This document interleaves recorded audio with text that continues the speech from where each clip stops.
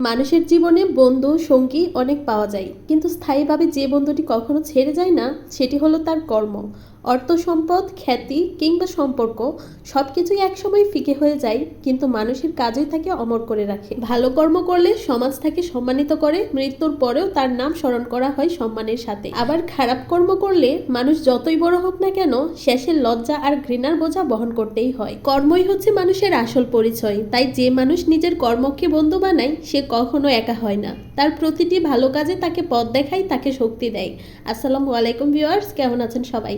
আলহামদুলিল্লাহ, আমরাও ভালো আছি। প্রতিদিনের মতো সারাদিনের একটি ব্লগ শেয়ার করব, আশা করছি পুরো ভিডিওটির সাথেই থাকবেন। গতকালকে মুরগির মাংস রান্না করেছিলাম, তাই সকালের নাস্তায় আজকে পছন্দের চিটরুটি বানিয়েছি। এই পিঠাটা আপনাদের ভাইয়াও অনেক পছন্দ করে, আমার কাছেও খুব ভালো লাগে। গতকালকে রাতের বেলা আমি চাউল ব্লেন্ড করে নর্মাল ফ্রিজে রেখে দিয়েছিলাম, সকালবেলা জটপট করে পিঠাগুলো বানিয়ে নিয়েছি। সকালের নাস্তাটা অনেক তাড়াতাড়ি রেডি করা হয়ে গেছে, তাই ভাবলাম দুপুরের রান্নাটাও শেষ করে ফেলি। এখানে ডাল বসিয়ে দিয়েছিলাম, ডাল হয়ে গেছে। অফ ক্যামেরায় কিন্তু আমি ডাল রান্না করে নিয়েছিলাম, এখন বাগার দিয়ে দিচ্ছি। ডাল রান্না করা হয়ে গেছে, তো পেঁপে ভাজিটা করব। পেঁপে ভাজি এদিকে বসিয়ে দিয়েছি। আমি কিন্তু আজকে ফ্রিজ থেকে মাছ বের করে রেখেছি, মাছ কাটতে হবে, তারপর রান্না করতে হবে। আজকে আবারও আমরা দিয়ে ডাল রান্না করেছি, তবে ডাল রান্না শেষ হয়ে গেছে। ধনিয়া পাতা দিতে একদমই খেয়াল ছিল না, তাই আবার ধনিয়া পাতা দিয়ে কিছুক্ষণ জাল করে নিচ্ছিলাম। ডালে বাগার দেওয়ার পর আমি জাল করি না, ডালের স্বাদটা নষ্ট হয়ে যায়। অন্যান্য সময় বাজার থেকে মাছ নিয়ে আসলে সব সময় কেটে নিয়ে আসে, তবে সেদিন সময় ছিল না বলে মাছগুলো কেটে নিয়ে আসতে পারিনি। বাসে ট্যাংরা মাছ আরো কয়েক পদের মাছ আছে, সেগুলো আমি সময় পেলে কাটবো আর কি।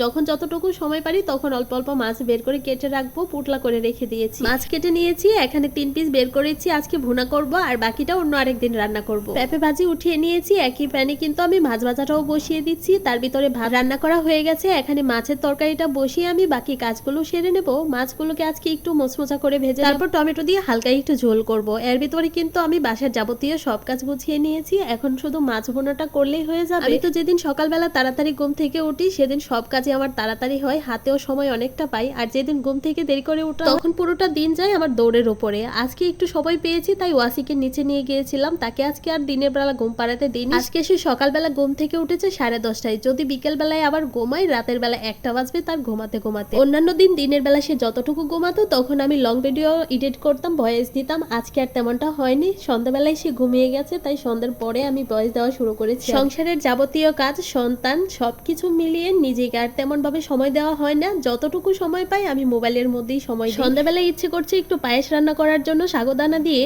এই পায়েসটা আমার খুবই পছন্দ, তবে গরম গরম খেতে আমার ভালো লাগে না। নর্মাল ফ্রিজে রেখে পরের দিন সকালবেলা ঠান্ডা ঠান্ডা করে খেতে আমার কাছে খুবই ভালো লাগে। বাসে গরু দুধ শেষ হয়ে গেছে, তাই আজকে আর আলাদা করে এর মধ্যে গরু দুধ দেওয়া হয়নি। গরু দুধ দিলে কিন্তু সাগুদানার পায়েসটা খেতে আরো বেশি ভালো লাগে। আজকের ভিডিওটি এখানেই শেষ করছি। কেমন হয়েছে কমেন্ট করে জানাবেন। সবাই অনেক বেশি ভালো থাকবেন, আমাদের জন্য দোয়া করবেন। আল্লাহ হাফেজ সবাইকে।